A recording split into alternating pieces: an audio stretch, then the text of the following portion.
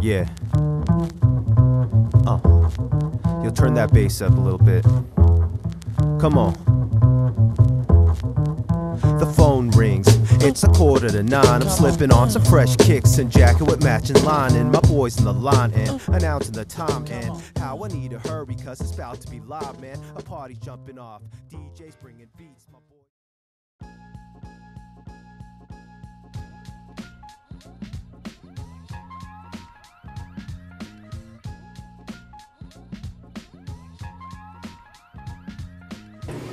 When I was breaking in the 80s, like 84, 85, it was everywhere. Like, everybody was doing it. It wasn't like, oh, you had to go somewhere. Like, everybody, every block, everywhere in the city, like, somebody had a crew. Like, in my neighborhood, it was like my block. Because, like, it was still kind of new, but I mean, everybody was doing it. So it was pretty much like, you know, just practice, ciphers.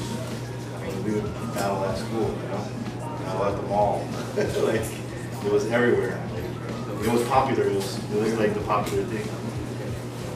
When I was like, I was 9 years old. I went to Texas, which is like, you know, you get drove.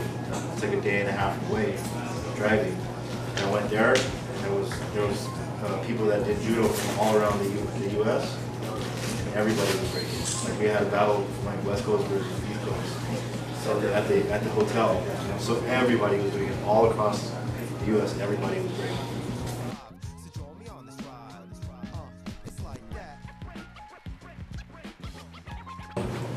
My first event was in '97, and the reason why I did it was because I noticed that at practice, nobody would really practice until before the event.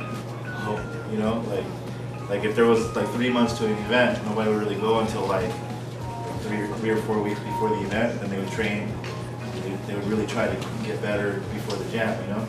So I was like, man, like, and I always used to practice, so I would go to practice, and sometimes there would only be like 2 or 3 people, or I'd have to go pick everybody up, you know.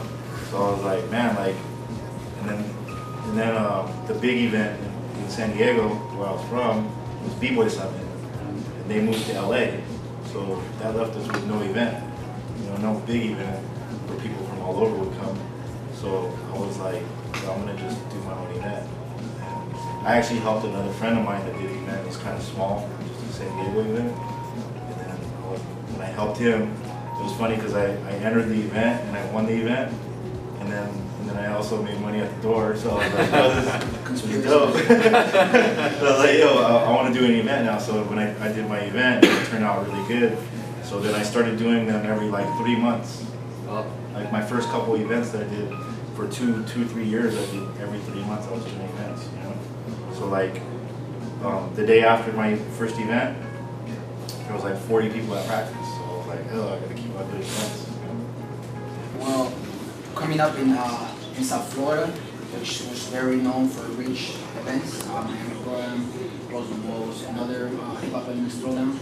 I was like, hey, I don't have to do nothing, I'm just a b-boy, so I would go to these events and have fun. But around 2002, 2003, these events either stopped or stopped bringing a lot of the top b-boys around the world, and they stopped coming. So our events started kind of like dying out. And by then, I was like, well, I remember when my brother used to throw events, not breaking events, it was other kind of dance events, like Mexican style dancing in California. So I was like, I remember he used to do it, I think I can do it. And October 11th, 2003, I took a risk, I threw my first event, and it was really successful. The next month I threw another event, the next month I threw another event. But see, I did it a little bit different, because I didn't want everybody in Florida to just come to South Florida, because Florida's gone, and South Florida's here. Fort Lauderdale, my city, Miami, next to me. I do events all over Florida. So maybe the first year I do 10 events, but in 5 different cities. So I kept on going everywhere and connecting with new young b-boys. And I said, yo, let's throw events ourselves. We don't have to depend on them. And through that, we all just grew, and many of us are still throwing events today. So tell them that one of the most important things about events is not, don't throw an event because you want to, throw an event because it's needed. You know, it's because it's needed. Because if not, if there's no events, like Cross said, people stop practicing and people just do it, and we need to grow. So it's when the event is needed that you must do it. The reason why I started Cypher Addicts 2 years ago was for a few different reasons. One, the cypher is the reason why I started breaking. So to me, it's always been the most important thing as far as like breaking, you know. So with the years, I started to see a change within the scene. It went from like events where people were competing, ciphering, you know, coming together to have a good time, to events where you would just pay to get in and either watch or compete. So I personally started to feel frustrated and, you know, almost didn't even want to go to those events.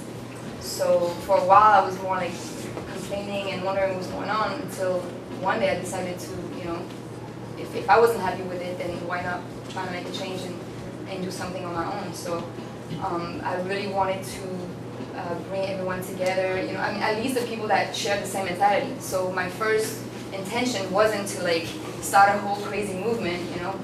It was more about getting the people that share the same mentality to be together and have a good time.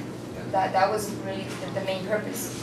But when I saw how all those people that, you know, were coming and having a good time and asking for more, I realized, you know, maybe the reason why the scene is like that is not because of us, the mentality, but maybe because the people that are in charge of throwing events, I mean, at least some of them are not concerned about, you know, what's really important.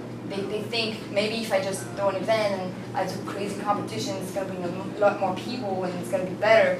But sometimes, honestly, keeping it to the root is also a good way to keep the balance as well. So that was the purpose, to bring a balance, you know, with, of course, competition and all that is, I think it's a part of the scene right now.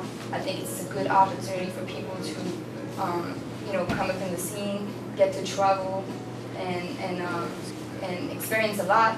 But to me, it's important for the new generation to be exposed to, you know, what the culture is about, and, you know, and it's not just going to events and be on the stage and trying to win something. It's also about coming together and just be able to have a good time because you love to do what you do.